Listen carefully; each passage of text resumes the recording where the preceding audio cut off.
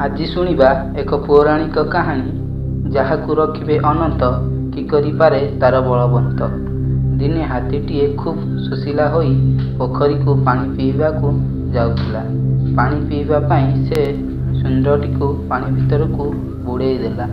सेठारे आगरू कुंभीरटीए भोकिला होई शिकार अपेक्षारे रहिथिला। सुंदरटी पानी रे बुड़ाइबा क्षणी कुंभीरटी सुंदरटी को जोर रे कामी धरिला। हाथीटी जेते चेष्टा कले मध्य सुंदरटी को कुंभीर कबलरू छड़ाई पारिला नहीं। हाथीटी जीवन विकल रे किछि बाट न पाई भगवान को स्मरण करने को लगिला।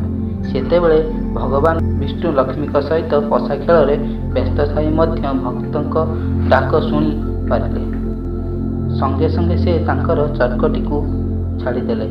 चरकटी तीर बेगरे आसी कुंभीरर पाटी को काटी पकाइला। हाथीटी कुंभीरर कबलरू रक्षा पाईगला। भगवान पाखरे सबु बलवान हार मानती। हाँ पिला माने, जदि आमर यही गप भल लगी थाए तेबे लाइक, कमेंट एवं शेयर शेष सब्सक्राइब करने